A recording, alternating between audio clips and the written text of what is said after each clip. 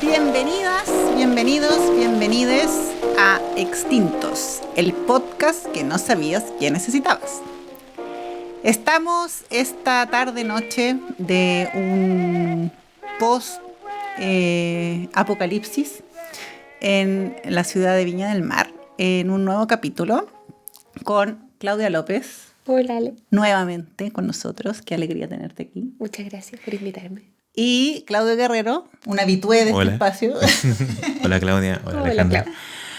Para encontrarnos, y hemos traído nuevamente a Claudia López, porque consideramos que en nuestro capítulo anterior quedaron puntos sin tocar.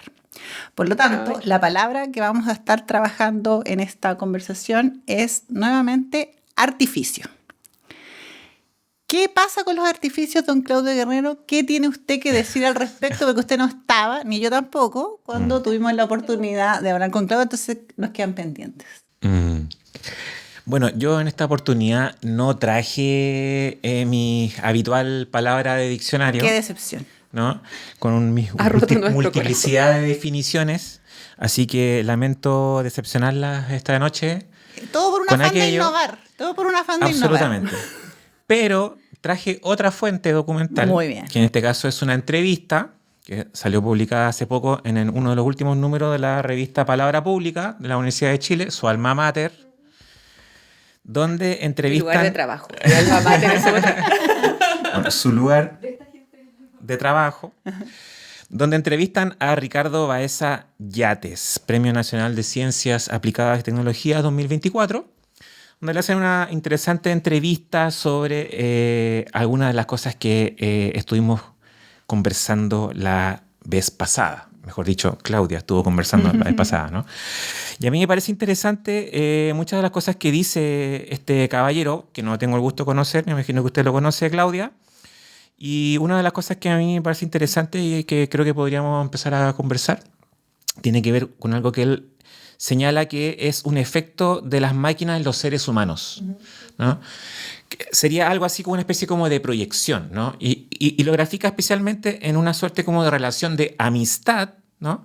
Que se estaría generando entre los usuarios y sus conversaciones, ¿no? Con los ChatGPT, con estas inteligencias artificiales que están de moda, ¿no? O que están de libre disposición para las personas. Y pone el acento, y eso es lo que me parece interesante, en la proyección que hace el ser humano a la máquina, ¿no? Que pareciera que estuviésemos conversando con un amigo, una amiga, con alguien cercano, ¿no? Y creo que eso forma parte un poco de una idea de deshumanización que quizás podríamos empezar a conversar sobre eso. No sé si les parece, digamos, como inicio. Provocador. Dale. ¿Te interrumpo? No. Vale. El Ricardo tiene una historia como súper interesante de desarrollo de carrera, que es que él es muy importante en un área que se llama recuperación de información. Tiene unos libros que son así como muy fundamentales y ha ido cambiando o como moviéndose de áreas siempre como en la inteligencia artificial, y ahora está súper preocupado de los impactos de la inteligencia artificial. Y, por ejemplo, una de sus supercríticas es esto que le llaman la antropomorfización, la palabra difícil, de la inteligencia artificial, que es esta idea de que le asignamos nosotros algunas características humanas a la máquina. A pesar de que sabemos que hay una máquina, igual creamos esa o hacemos esas atribuciones, ¿no? Y ahora eso... Yo creo que lo hacemos como en el lenguaje todo el tiempo, todo es como, no sé si se han encontrado en ese momento, cuando uno empieza, no sé, quizás a hablarle y a interactuar con la máquina o ChatGPT o lo que fuere, pidiéndole o dándole gracias, pidiéndole por favor. Y esto, se sabe que hay gente que establece relaciones con esa entidad. Y entonces yo creo que hay varias cosas que como desanudar ahí. Pues hay uno que es como, hay gente que está tan sola que incluso esa relación se convierte en algo importante. Y también está el negocio, que se trata de construir software que mantenga a ese usuario usando esa máquina. Sí, claro, que siga. Que siga ahí. Y entonces también se entrena a la máquina con la intención de que el usuario siga manteniendo una conversación. Y las conversaciones que a los humanos nos gusta tener son aquellas conversaciones donde nos encuentran la razón, donde nos dicen las palabras que nosotros queremos escuchar. Y entonces finalmente la máquina empieza a tener esos comportamientos que hace que nosotros nos sintamos súper cómodos. Y entonces ahí voy a terminar quizá ya, eso es una cosa como los chatbots comunes, como de uso general, como los que quizás hemos usado todos. Pero también hay empresas que lo que hacen es construir software que es para acompañamiento. Y esos pueden ir desde el acompañamiento a la gente mayor hasta de verdad vender pololas y pololos, así como es un negocio. Ya, y lo que yo encuentro más interesante de eso es que cuál es el efecto que tiene para después. Como si es que tus relaciones de adolescente son con una máquina que te dice que todo sí. Y que te adula todo el tiempo, ¿cómo así después una relación con un humano? Y ahí yo sí veo un pedacito de como potencial deshumanización en cómo construyes relaciones. Pues no sé, como que uno con sus amigos a veces a uno le dicen cosas que como que hay fricción. Y esa fricción se pierde mucho con la máquina. Sí, yo pensaba a propósito del capítulo anterior, cuando algo se hablaba de esto, en el impacto en la política de eso, ¿sí? Y por lo tanto como en la gestión del conflicto, ¿sí? Porque si la política es el espacio o debería ser el espacio de la expresión de esa conflictividad, y vale decir de la diversidad, ¿no? Y de la disputa por una idea, ¿cómo entonces aprendemos a hacer eso si no estamos enfrentados a eso, a ese espacio? Y por lo tanto tenemos un diálogo que en realidad es un diálogo como complaciente todo el tiempo. Y entonces pensaba cómo también aparecen liderazgos que hacen eso, ¿no? Que imitan esa forma dialógica de la inteligencia artificial, pretendiendo tener esa misma afectividad que tiene el sujeto que dialoga con un chat. ¿Sabes? Y ahí me parece riesgoso, me parece súper riesgoso, porque entonces la posibilidad de abrirse a una opinión diferente, y pensaba sobre todo con algo que me iluminó bastante. Yo no tengo ninguna especialidad en esto, para nada, soy una usuaria apenas, pero cuando tú dijiste la vez pasada que cuando Viera te dijo, oye, pero es que miente. Y tú dijiste, no miente, dijiste tú. ¿Sabes? Porque no está destinada a ¿cómo dijiste? A ser como válido. Es que no está entrenado para decir qué es lo factual o lo no factual. La palabra factual. Yo dije, chuta, eso es súper complejo, ¿cachai? Porque entonces uno no la puede juzgar, uno no le puede decir, mentiste, ¿no? Sino que más bien está como procesando lo que puede decir, ¿cachai? Entonces, si no hay criterio de verdad o mentira, es súper problemático para ese tipo de discusiones, que son discusiones donde eso sí tiene un sentido, ¿no? Hay un desafío igual que yo creo que es tan desafiante como eso, que es, ¿y si es que pudiéramos decir que es verdad? ¿A quién le dejamos la responsabilidad de establecer las verdades que entrega una máquina a la que tenemos acceso todas y todos, y a la que le creemos harto? Porque igual lo que decías de la política, ¿no? Como que hay hechos y ya, nosotros como sociedad yo creo que tenemos infraestructuras para establecer más o menos qué es lo factual, ¿no? El periodismo, la ciencia, que todos tienen como pros y contras, pero hay una infraestructura donde hacemos el esfuerzo de tratar de ver qué es verdad o no. Pero sobre eso tenemos posiciones políticas sobre ciertas cosas. Y ahí como la lectura de cómo contar una historia o un hecho factual depende mucho también de las miradas políticas que tenemos y que vamos consensuando, pero que igual hay distintas versiones. Y entonces cuando tenemos una pura máquina o unas poquitas máquinas a las que tenemos acceso a todo, y decimos, digamos, ya, es imperdonable que la factualidad no sea importante. Claro. Todas esas máquinas tienen que tener algún criterio de factualidad. resulta que alguien tiene que decir qué es lo factual y lo que va a quedar. Y entonces igual es un desafío súper importante, como que yo no veo tantas buenas soluciones. No. Yo la única como esperanza que tengo sobre eso es que parte del gran problema que hay es que los proveedores de esa tecnología son unos poquitos. A ver, así, 5, 10. Y entonces esa centralización hace que las posibles soluciones sean súper complejas de tratar de encontrar. Y grandes corporaciones que estuve leyendo la otra vez se han hecho millonarias en el último periodo con sus ventas de bonos, inversiones, una cosa impresionante. Son de las empresas que más han ganado dinero en el sistema bursátil. Yo también pensaba, a propósito de un hecho cotidiano, ¿no? Se nos echó a perder el califón. Y me acordaba cuando yo tenía otro califón donde yo tenía que salir afuera, al patio, ¿no? A encender un fosforito, ¿cierto? Con el frío, ¿no? Para poder encenderlo todos los días, ¿no? Y bueno, hace tiempo que no, eso ya no existe prácticamente, ¿no? Entonces, cuando uno se adapta, ¿no? A nuevas cosas, ¿no? Por ejemplo, a esta inteligencia llamada inteligencia artificial, uno también entra de repente, ¿no? Como en nuevas mecánicas o nuevas formas de acción que ahora nos acostumbramos permanentemente a sospechar de lo que vemos, ¿no? Porque esto puede haber sido generado por inteligencia artificial, ¿no? Entonces hay que como chequear y contrachequear, ¿no? Es como leer y releer, ¿no? Como un nuevo ejercicio que estamos haciendo de memoria a partir de esta nueva tecnología, donde ya se ha instalado un poco como la sospecha a propósito de lo factual, ¿cierto? Y pareciera que nos estuviésemos como adaptando, ¿no? También como humanos a ese gesto, ¿no? Ojalá. No sé, yo no estoy tan segura. Tú te estás... Yo creo que Claro. yo creo que nosotros estamos cerca de la academia, ¿no? Somos todos profes.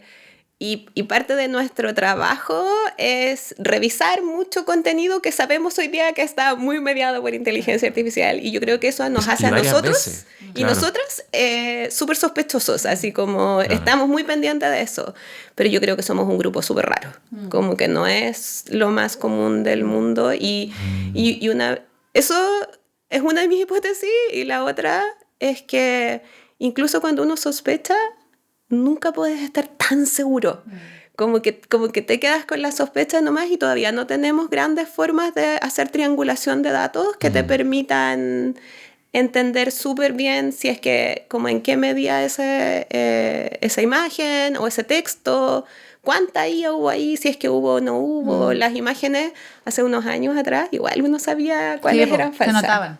Ahora Claro. cada vez No. se vuelve más Claro. difícil. Y hay así como un negocio aparte que es como el negocio de las IAs que tratan de identificar si es que el producto o la cosa estaba hecha con IA. Como, no sé, cuando los estudiantes entregan tareas, hay unas aplicaciones que lo que hacen es ver si es que eso está generado por IA. Pero esa cosa igual se puede equivocar y cada vez es más difícil identificarlos. Entonces... nada, pues yo o sea, yo creo que efectivamente sí vamos a tender a tener mejores prácticas de verificación, pero yo creo que eso está muy en como camino ahora, como que siento que nosotros estamos más sospechosos, pero la mayoría de la gente como que igual es más fácil, no sé, yo igual cuando no sé nada de algo y voy a la IA, como que le creo, ¿cachai? Claro, Porque claro. no tengo dónde cruzar Claro, datos. claro. Claro, Como- claro. Pero con las cuestiones de los estudiantes, porque es lo que yo enseño, entonces tengo otra... Además que te resuelve a veces rápidamente algo que tú te podrías haber Un demorado montón. antes Sí. mucho tiempo en saber, ¿no? Sí. O en resolver. Sí, Exacto. po. Y ahí aparece eso que tú también mencionabas en el capítulo pasado, que olvidé la palabra, por supuesto, que era esto de que como que uno pierde una habilidad y porque descansa, ¿cómo era? Como que descansa ahí Descarga cognitiva. Eso. descarga cognitiva. Como que aparece algo que la inteligencia hace y tú dejas de hacer y vas como olvidando hacer a la larga.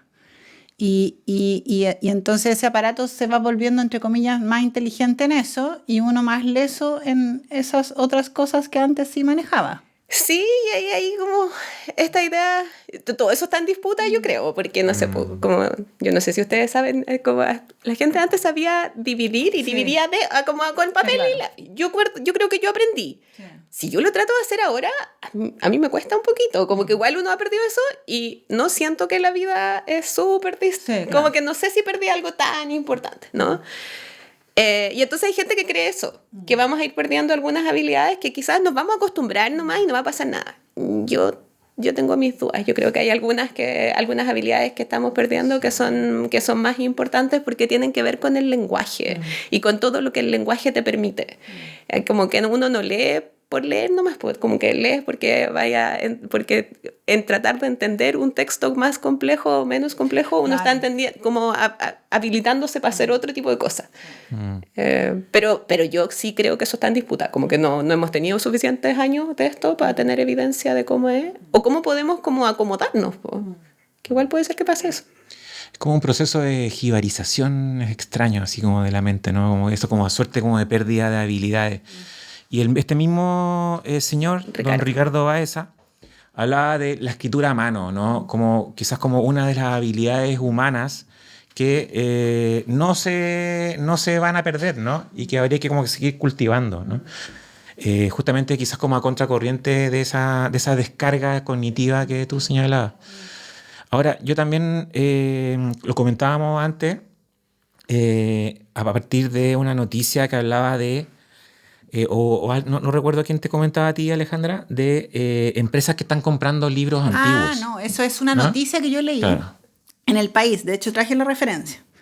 En el diario El País aparecía que la inteligencia artificial pone el ojo en librerías usadas.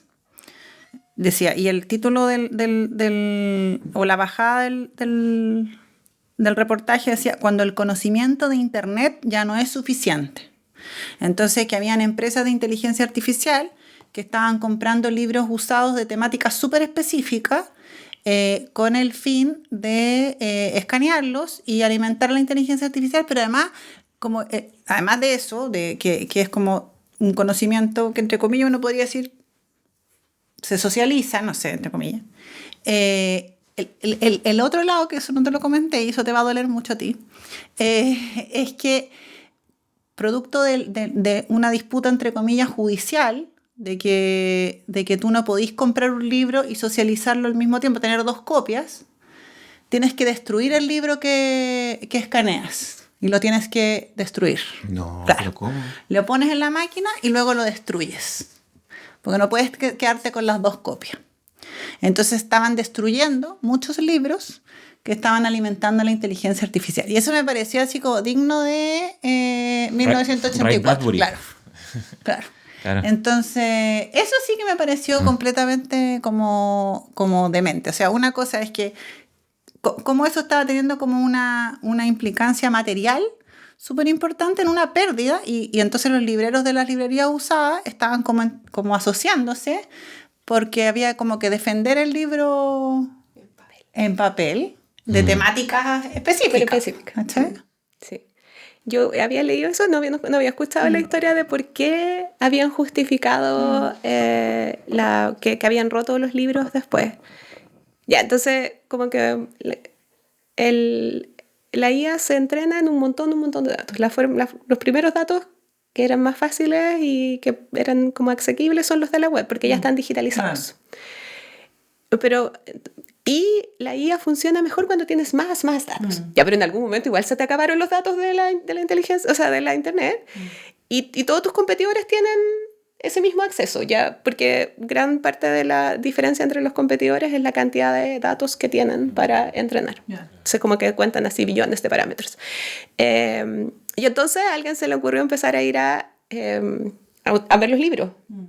Y ya cada vez los problemas o de las cosas de las que no tiene información son cuestiones cada vez más específicas. Entonces la ida a esas librerías no es irracional, es súper entendida, ¿no? Pero claro, ahí se ponen como en cuestión un montón de cosas interesantes sobre el fenómeno de la IA en este momento que tienen que ver con ese como extractivismo le llama a la gente que estudia esto, como el extractivismo de datos, que empieza como con los datos de Internet que dimos nosotros, como que todos nosotros subimos cosas a, no sé, redes sociales o lo que sea, pero después es el extractivismo del contenido que tiene derechos de autor.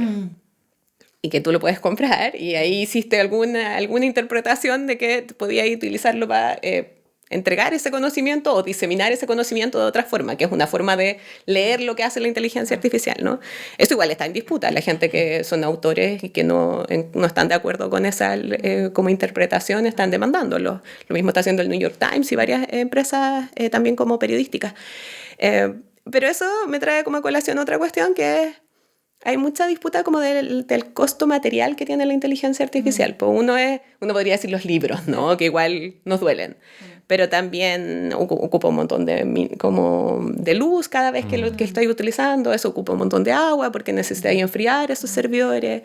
Y otro pedazo como material quizás distinto es que detrás de la inteligencia artificial hay un montón de trabajo súper mal pagado también. Claro. Pues entonces tú decías, se están haciendo millonarios, es cierto, están haciendo millonarios, pero por todo lo que tiene que ver como con el valor en la bolsa de estas organizaciones, pero también porque la forma en que esto se consumís un montón de datos, le da trabajo a muy poca gente que es súper calificada, que es la gente que trabaja en Silicon Valley o en algunos lugares súper privilegiados. Pero hay un montón de tareas detrás que son súper, súper mal pagadas, así como en centavos. Y entonces hay un montón de costos que están súper ocultos, que algunos de esos son humanos, pero otros son súper como de cosas físicas y que están ahí.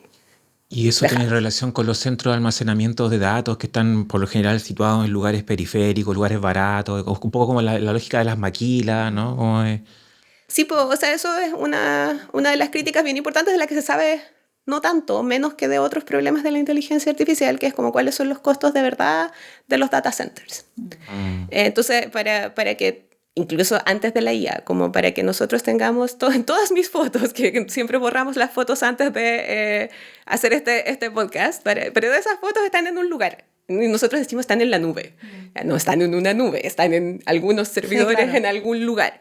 Y esos lugares son lugares donde pueden instalar unas grandes instalaciones, unas cuestiones muy grandes, pero que también las instalan en lugares como medios, no sé si desérticos es la palabra, pero medios como que no hay tanta gente viviendo alrededor. Claro. Y cada vez necesitan más, porque cada vez que nosotros le preguntamos a ChatGPT o creamos una imagen y creamos una nueva imagen porque algo no nos gustó, estamos usando esa nube, esta cuestión se está yendo para allá y se devuelve. Y esos lugares que se llaman centros de datos cada vez están proliferando en más lugares y los están haciendo en lugares diferentes a los que estaban haciendo antes, y suelen ser lugares baratos que tienen acceso a ciertos como convenios de los países para que paguen pocos impuestos, y eso ha tenido muchos efectos en como el uso de las aguas en los lugares donde han elegido estar. Entonces en Estados Unidos hay hartos lugares donde dicen que se ha disminuido mucho el agua y sube mucho la luz para la población, como el precio de la luz. Y acá en Chile hay un lugar, como hay unos casos súper interesantes donde las comunidades se han negado a que instalen data centers acá en Chile, y ahí está la disputa entre cómo estamos perdiendo la oportunidad de atraer a estas grandes corporaciones versus los impactos que tiene para la gente que vive ahí en ese lugar. Me parece que es Quilicura el lugar donde... Sí, Quilicura y Cerrillos. Y Cerrillos fueron los que lograron no tener data center. Pero sí, pues es como una de las cosas, pero en realidad es súper difícil saber cuánto están gastando. Es súper oculto cuánto están gastando y cuántas son las formas en que podrían ser más eficientes. En teoría podrían ser más eficientes y cuando los gobiernos los obligan, lo son. Pero es muy oscuro cómo es que se toman esas decisiones. Sí, yo creo que ese es, entre comillas, la sospecha, ¿no? O como lo que de alguna manera nos reúne también a conversar acá.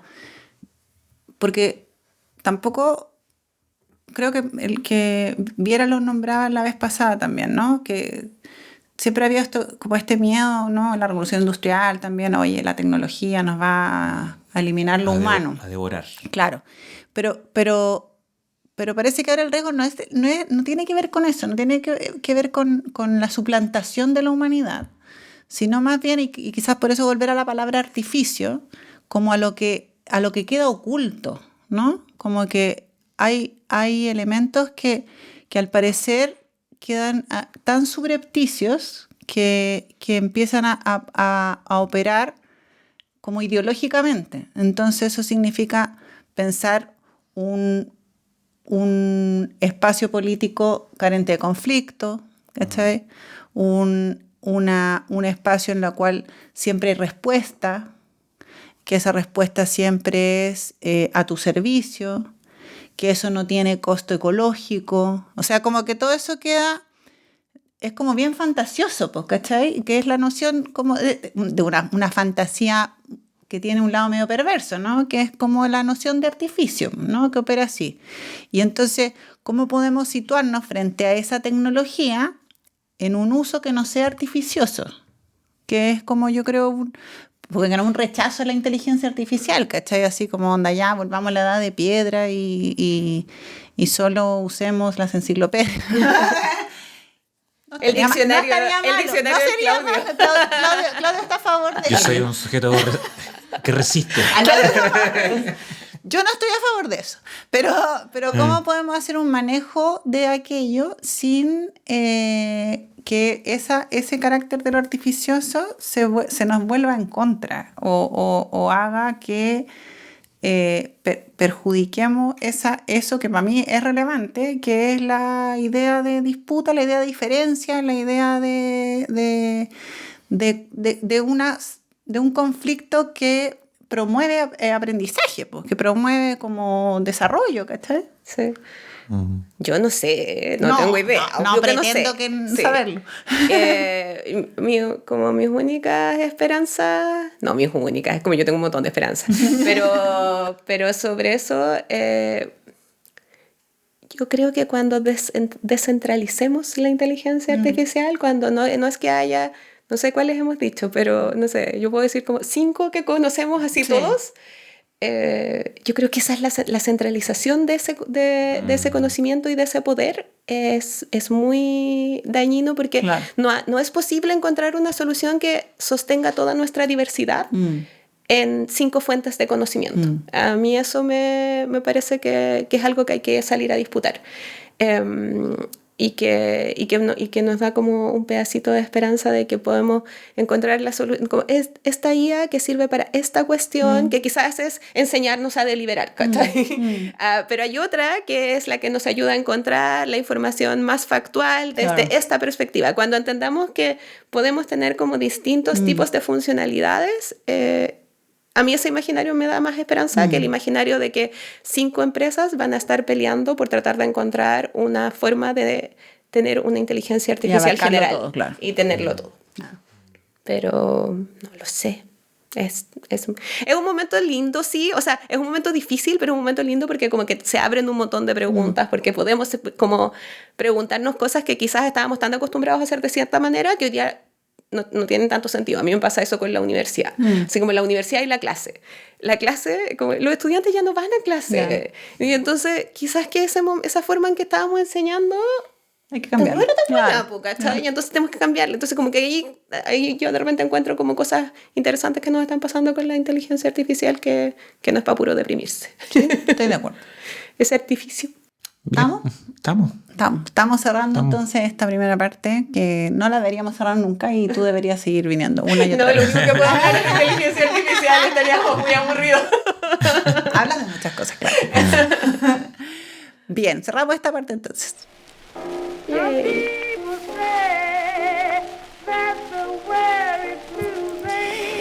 Bien, estamos ahora en nuestra sección, la sección menos artificiosa de todos, que es nuestra sección Carta de Recomendación con nuestro queridísimo amigo Gonzalo Vergara. Bienvenido, Gonzalo. Muchas gracias por la invitación, por estar acá nuevamente. Estoy contento de verlo, que no nos veíamos de hace tiempo, así que un gusto. Bueno, esta es la segunda parte de Artificios y siempre es un desafío tratar de encontrar algo parecido en el mundo del vino. Lo que me vino a la mente ahora es que en el vino se ocupa un poco como esto, como de la inteligencia artificial que hace todo. Y se me vino a la mente relacionarlo con la idea de la madera. La madera en el vino sirve para enmascarar, mejora cosas que son muy buenas, mejora cosas que no son tan buenas y tiende a enmascarar algunos defectos que tiene el vino. ¿Ya? Sí que vamos a hablar un poquito de la madera rápidamente, como qué papel juega en el mundo del vino. La madera es donde el vino se añeja, ¿ya? Generalmente se hace, o la madera que más se conoce son barriles de roble, que son robles franceses o americanos. El roble francés y americano es como una mala traducción, porque aquí en Chile hay roble, o lo que conocemos como roble, no es el mismo roble americano. Uno no podría hacer aquí barricas del roble de acá. Son totalmente distintas. No serviría, ¿ya? Entonces, por eso se habla de roble francés o roble americano. Hay roble de otras partes, como ruso, y eso va a depender harto de la calidad. Las viñas ocupan y es una parte bien costosa del vino. Por ejemplo, todos estos vinos muy, muy caros son barricas de primer uso. Las barricas se pueden usar varias veces, ¿ya? Tercer, cuarto, quinto uso, o las veces que quieran. Se tienen que lavar bien de un uso a otro. Y si se echa a perder el vino dentro de la barrica, no se puede ocupar nunca más esa barrica. Así que eso y pierden mucha plata. Claro. Entonces, por ejemplo, ahora en Chile hay hartas viñas chicas que tratan de hacer vinos, o el discurso que tienen es hacer vinos con poca madera. Pero eso es porque las viñas chicas no tienen plata para invertir. Entonces, porque son muy, muy caras. Es una gran parte del valor del vino, si uno quiere comprar una buena barrica, es la barrica, del valor finalmente de la botella de vino.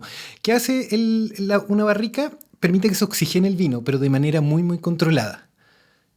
Y esto hace que posibles defectos, y va pasando como sus sabores, básicamente como una bolsa de té. ¿Ya? Cuando uno mete el té al agua, esto le va dando sabor de una forma mucho más delicada.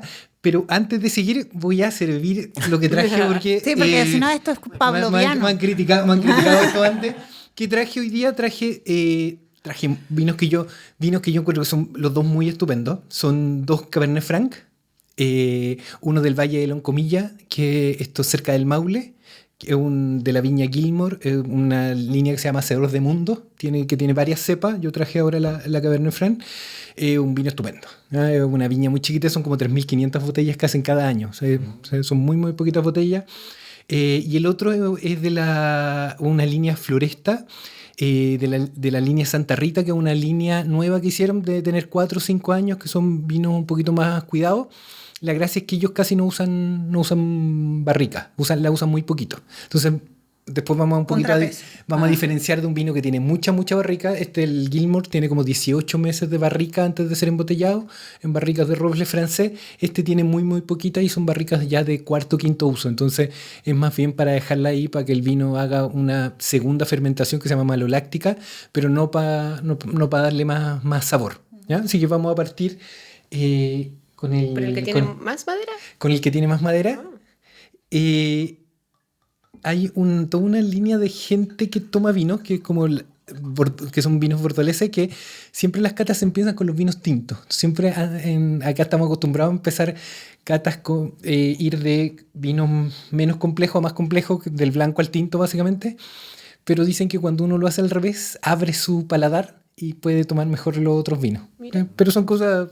¿Quién tiene la verdad? Y podríamos preguntárselo a la inteligencia artificial, porque yo no sé. Pero no vamos a permitir que nos diga una pura verdad. No vamos a vivir en la diversidad. La inteligencia artificial no tiene boquita. No tiene experiencia. Ni lengüita. Sí, que lo invito, por favor. Hasta que haya un robot. No. Le aconsejo moverle un poquito, porque este es del año 2019, tiene ya varios... El Cabernet Franc se supone que es como el papá del Cabernet Sauvignon. Hay una cruza entre el Cabernet Franc entre el Cabernet Franc y el Sauvignon Blanc, y de ahí nace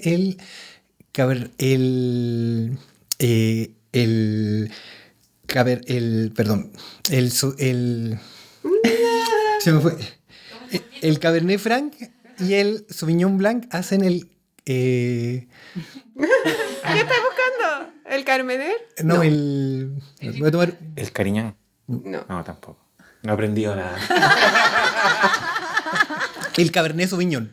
Que es el vino Ah. más. Perdón. Que es el vino más representativo de Chile. Oye, el vino te hizo súper bien. ¿Saliste? Sí, no, sabía que tenía que tomar para que se me soltara la lengua. Fue un pronto que tuve. Este es un vino muy, muy fácil de tomar. Se supone que el Cabernet Franc es un poquito más, Me más da fácil risa de cuando tú tomar. dices cuando es que un vino es fácil de tomar. Yo encuentro que son todos fáciles. Pero no, es No un me vino, cuesta nada. pero un vino que es un vino que tiene un poquito más acidez del Sí, eso es Cabernet verdad. Sauvignon. Y es más liviano. Es más Bien. liviano, es un tinto que se caracteriza por ser de cuerpo medio, ¿ya? El Cabernet Sauvignon tiene taninos mucho más fuertes, ¿ya? Que el vino que uno está acostumbrado a tomar. Este es mucho más fácil de tomar. Tienen que buscar cosas como guinda, mora, que tiene el vino, que son como descriptores que son famosos. Va a depender, por supuesto, del tipo de vino, cómo se crió, pero eso es más o menos lo que se busca en esto. Volviendo un poquito al tema de la madera sirve para tapar cosas. Entonces, por ejemplo, se ocupa en vinos que no son de tan buena calidad para mejorar esa calidad, para esconder algunas cosas con el sabor a madera, y se ocupa en vinos muy buenos ya para darle una estructura mayor, para suavizar taninos también se ocupa. También la barrica hace que se fije el color del vino. Entonces los vinos que pasan por barrica tienen un color mucho más, se supone que tienen un color mucho más bonito.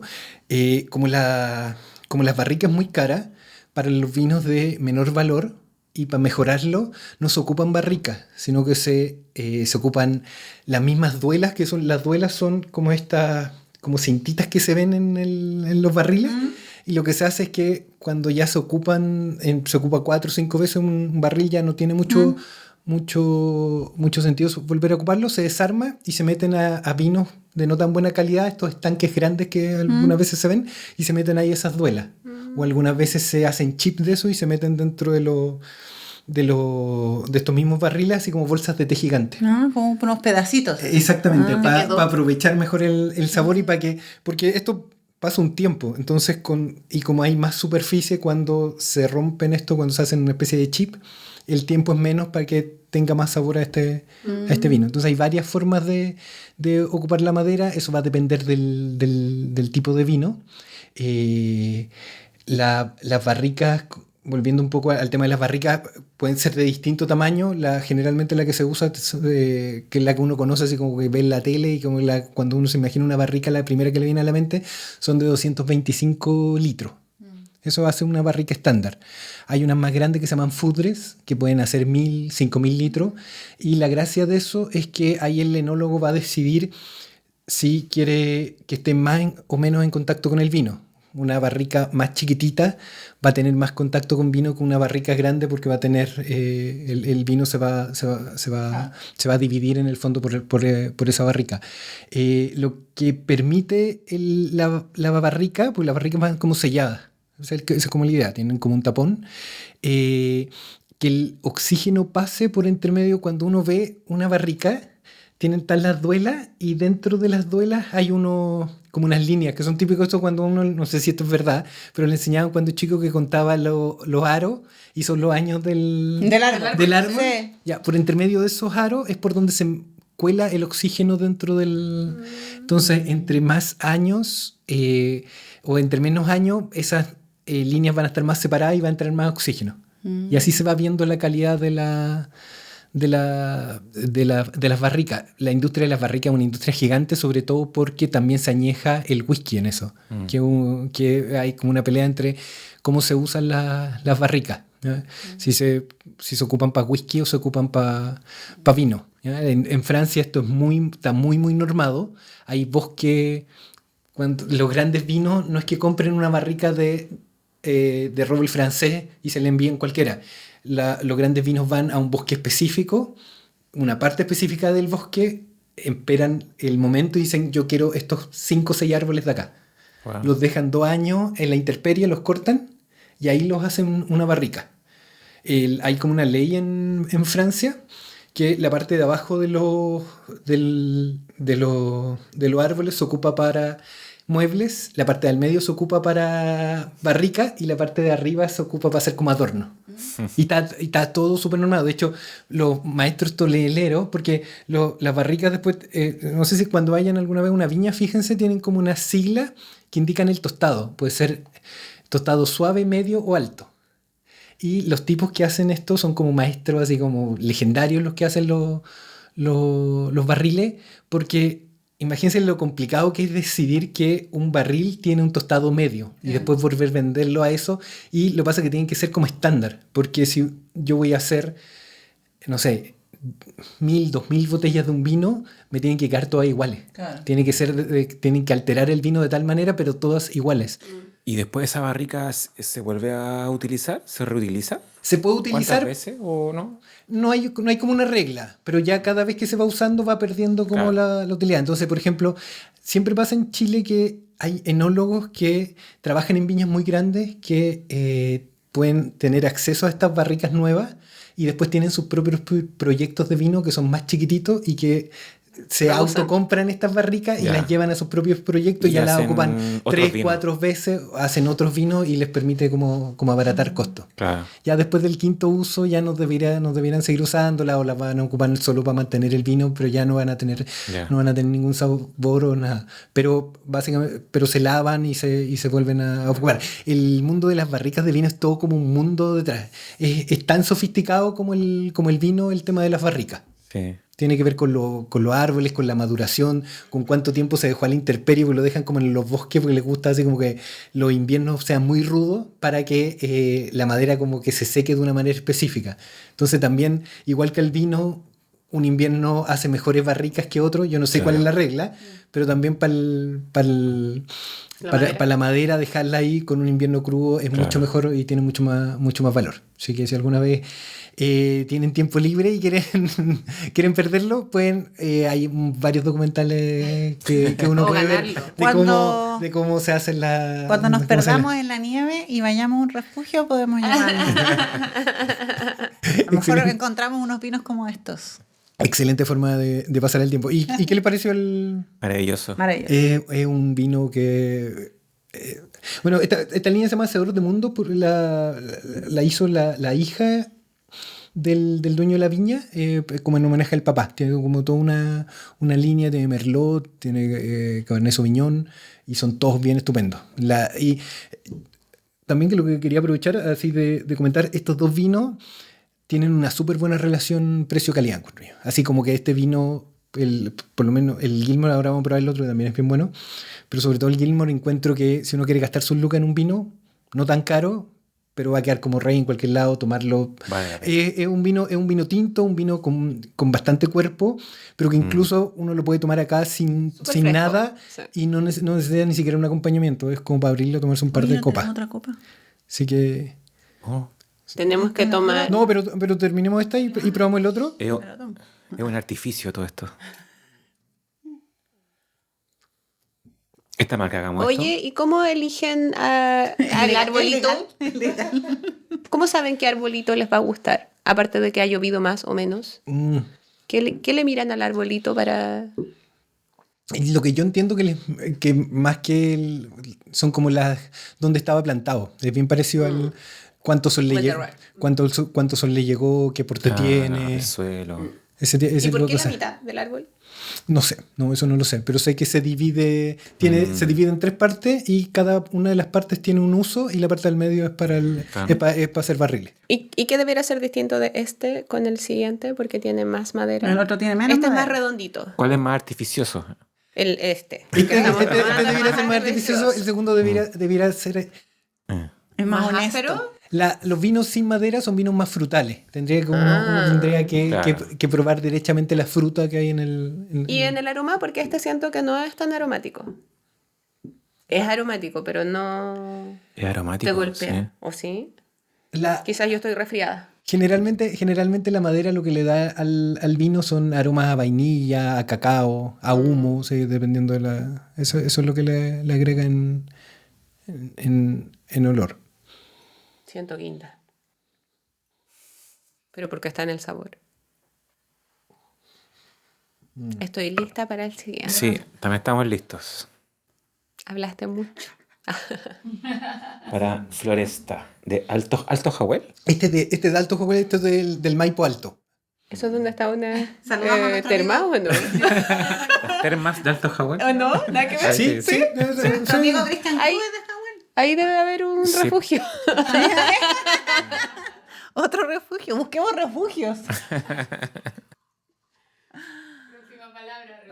Refugio. Este es un vino, sé que no me sé el año, que lo voy a mirar, pero debiera ser bastante más joven que el anterior aparte. 2019 era el anterior. Sí, ahí dice. Porque la línea está mucho más joven. Es 2023, así que debiera... Joven. Es bastante más joven.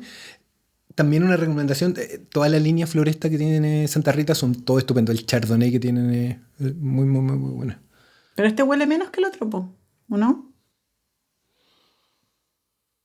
Tiene otro olor. Sí. Un olor distinto. Muy Pero distinto. son suaves. Es que yo tomo vino blanco y los blancos son así Sí. como muy aromáticos. Está bien que meta Ari adentro, ¿no? De hecho, es perfecto, así se hace. Es más áspero. Porque la madera tiende a suavizar el otro tiene mucho más, tiene varios más años también, que es lo que le ayuda a suavizar, a hacer los taninos más redondos. Este está más ácido. Explícate qué son Ah, esos Es taninos. más ácido, sí. Es más ácido. Está un poco Y más eso es ácido. justamente lo que le ayuda lo que le ayuda. La línea Floresta todo trata de ser así, de ser vinos más ácidos, donde se puede sentir mucho más la fruta. ¿Explicaste lo que son los taninos alguna vez? Yo creo que alguna vez sí. Que a mí se me olvidó. Pero este es más áspero, dices tú. ¿Es más Yo lo áspero? siento como que yo tengo muy Puede pocas sensaciones en los sabores, pero cuando el plátano está verde, te pasa una sensación Sí. como aquí, como- sí, como- ya, y esta como que casi me empieza a pasar esa Ah, sensación ya del puede plátano ser, sí. verde. Y a Como eso una yo le llamo irritación, como una pequeña asperidad, sí. irritación. Pero no sienten que este es mucho más fresco que el otro, que al final cuando... Yo sentí los dos frescos. A mí me gustó el primero, me lo encontré, me gustó. Está mal. Me gustaron los dos. No, los dos, los dos El primero es estupendo. los Sí. dos, yo encuentro que los dos están estupendos. Sí, Ya, no. este Este es más áspero. No hay vino que hayáis traído que Sí. sea estupendo, po. Este se siente un poquito Todos son- la sensación es que tiene un poquito menos de cuerpo. Que yo lo encuentro un poquito más es menos Sí, es más ligero. es menos alcohólico que el otro. En eso ¿El sí, otro? sí. Mm. Este tiene como un grado menos y yo creo que eso se nota al tomarlo. A mí me gustaba el otro que era como Entonces más me oscuro. gustó más el primero. ¿Más oscuro? El primero me gustaba que fuese como más oscuro. Todo eso podría verse otra cosa también. Porque acá solo estamos como extrayendo como un puro factor, que es como la madera. El vino se hace por muchas cosas diferentes, desde la guarda, desde cómo se guardó, hasta muchas decisiones que toma el enólogo en el proceso desde sacar la uva hasta molerla, cuántos días tuvo en contacto con las pieles y todas esas cosas. Pero todo eso, es lo que hemos dicho, que este vino tiene un color, el segundo que probamos tiene un color más suave, es un poquito más ácido. Es lo que estábamos diciendo, podría deberse solo a la madera, son efectos que tiene el vino que tiene la madera en el vino. Así que esas son mis dos recomendaciones. Bacán. Los dos precios bastante asequibles. La Floresta como es de Santa Rita, tiene una distribución súper buena, entonces en casi cualquier supermercado se va a poder encontrar. Gilmore es un poquito más difícil. Yo no creo que esté en ningún supermercado. En la CAF probablemente está. Pero pueden seguirlo en las redes sociales. Tienen una página muy agradable para comprar. Y si uno le habla a las personas, también le contestan cualquier duda que una tenga. Y son personas, no son bots. No, son personas. hay son personas. humanos. Sí, hay humanos detrás de eso bien simpáticos. Te contesta la niña Ya, cualquier genial. duda que uno tenga. Así que ahí los dejo. Esa es mi Y les dice recomendación. la verdad, no alucina. No sé. No tengo el contrafactual, pero hasta ahora me Bien. han tratado bien. Sí. Oye, estamos súper... El jefe se va a enojar. Sí. El jefe de este podcast se va a enojar. El director. El director que nos mira desde arriba. Salud, director. Pero mientras el gato no está, los ratones hacen fiesta, así que podemos Vamos aprovecharlo. a ir cerrando con recomendación. ¿Tiene usted una recomendación? Sí, tengo una recomendación. Crónica de un hombre puzzle de Amalia Cross, que es una reconstitución, se podría decir, de la falsa biografía de Gerardo de Pompier, que es una suerte como de alter ego de Enrique Lin, o que Enrique Lin creó, digamos, en términos paródicos, ¿no? Como un artificio para burlarse, ¿no? De la figura del poeta, del artista, ¿no? Y para generar esta como contraparte, ¿cierto? Como de un sujeto hilarante, esperpéntico, ¿no?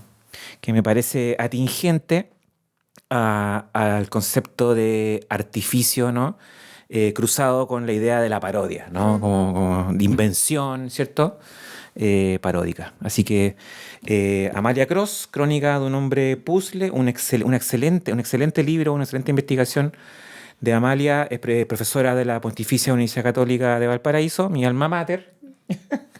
Correctamente usada. O el lugar donde trabajo, porque en realidad mi alma mater es la Universidad de Chile. Ah, mira. Sí, sí. Nuestro equipo de fondo. Así que, y además. Así que, no, un gran libro de Amalia y ojalá que lo puedan leer. Bien, yo termino muy rápidamente recomendando este librito que me llegó para mi cumpleaños, que es La libertad, de una autora muy nueva como Hannah Arendt. Y lo levanto ahí. Y que está esta versión, digamos, traducida por un gran amigo que es el Pablo Fante. Y son 3 ensayos que vienen, que es la libertad, que es la autoridad y que es la educación. Y creo que es súper interesante leerlo en estos tiempos en la cual un gran artificio de los libertarios es decir que la libertad es de ellos. Entonces aquí hay otra libertad, la otra libertad. Y la libertad relacionada con eso, con autoridad y con educación. Entonces lo recomiendo, se los recomiendo. Eso, estamos terminando. Muchas gracias a todos por habernos escuchado, visto, y los que puedan beban. Y cuídense y no se pierdan en los refugios. Y agradecimientos, por cierto, siempre a Said Records, a Ricardo Said, que está ahí detrás de las cámaras, de los celulares y de todo y que permite que nos escuchen y nos vean. Gracias. Muchas gracias. Muchas gracias. Yo quiero beber este vino. A mí me gustó el otro. Ese me lo trajo el productor. Este me el gustó. vino de mi cumpleaños. Estupendo. El vino de oscuros reflejos.